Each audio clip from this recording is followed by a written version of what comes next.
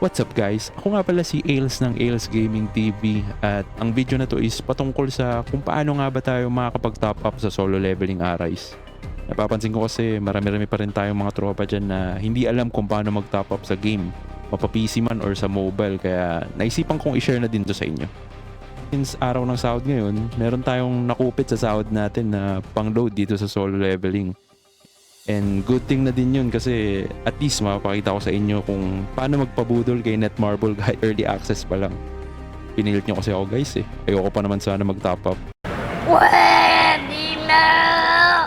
Pero syempre, bago ang lahat, kung gusto mo maging updated sa mga video na i-release ko about solo leveling Arise, i-click mo na yung like and subscribe button. Kahit huwag na yung notification bell kasi gaya ng lagi kong sinasabi, pampagulo lang yan sa cellphone eh. So ayun, huwag natin patagalin pa. Simulan na natin. Ails Gaming TV.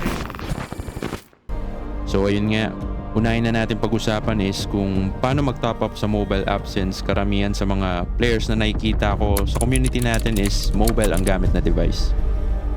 So pagpasok nyo ng game, hintayin nyo lang lumabas yung pop-up notice, then i-click nyo lang tong mga banner sa taas katulad nitong may nakasulat na view details. Once na i-click mo yan, mapupunta ka na agad sa tab na to. After nyan, i-click mo lang tong hamburger icon tapos lalabas na dyan yung option para makapunta sa official webshop.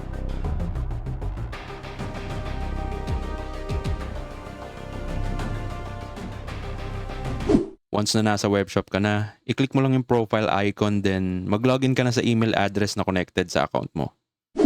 So dito guys, nakalogin na tayo sa account natin. So lalabas na yung mga pwede nating bilhin sa cash shop ng solo leveling Arise. Andyan na lahat, mga diamonds, relay packs, daily growth support, pati yung deluxe hunter pass. So para sa vid na to, i-extend ko yung daily growth support natin. And so makikita nyo rin yung Arise points nyo rito. Basically parang cashback lang to. So magagamit nyo yan sa mga next purchase nyo dito sa solo leveling Arise. Then dito mamimili kayo kung credit card or PayPal ang gagamitin yung mode of payment. Alam ko maraming gustong mag-top up using GCash pero as of now, hindi pa siya supported ng game pero ang alam ko pwede i-connect si GCash sa PayPal eh. Then once na makonect mo, gamitin mo si PayPal dito as mode of payment. Di ko lang mapakita sa inyo guys kung paano since naglolo ko yung GCash ko pag kinoconnect ko siya sa PayPal. So sa mga tropa natin nakapag-top up sa solo leveling gamit GCash, i-comment nyo naman below kung ano yung way na ginawa nyo para ma-share natin sa community natin. So dito kinomplete ko na lang yung purchase gamit yung credit card ko and ayun, nag-push na naman siya. After nyo mabili yung cash item na gusto nyo, punta lang kayo sa mail nyo then lalabas na yung mismong item na yun sa may grocery cart icon.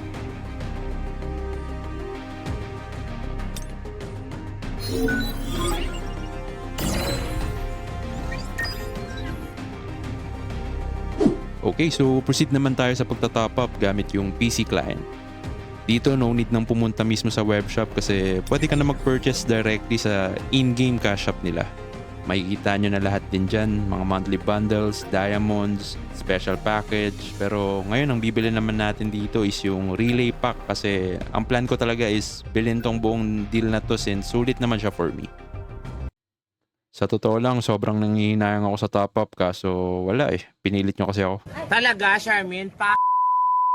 So ayan nga, click lang natin tong price niya, then confirm, tapos may magpa-pop up. And so dito sa pop-up na to, makikita mo yung available discount, accumulated Arise points mo, and yung mga payment method na pwede mo gamitin. So as of now, credit card and PayPal pa lang din ang pwedeng mode of payment. Pero sure ako once na ma-release to sa global is magkakaroon pa ng iba pang payment method. Okay, so kinomplete ko lang yung purchase natin. Kahit pa paano nakasave tayo ng 30% dun ha. Malaking bagay na din yun. So after mo makomplete yung payment, punta ka lang ulit sa mail mo. Then diretso sa grocery cart icon para i-claim yung mga items na binili mo.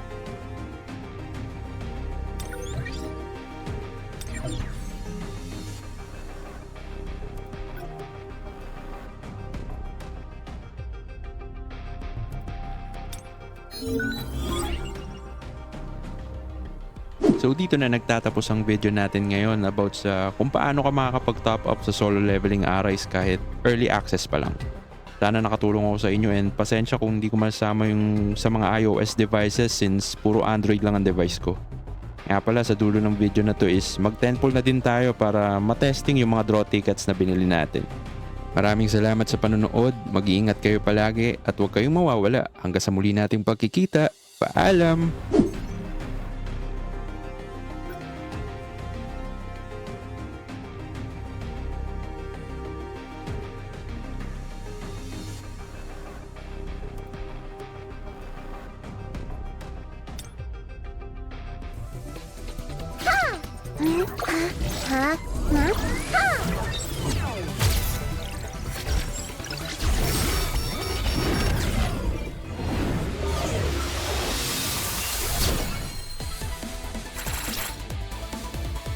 Will you join me?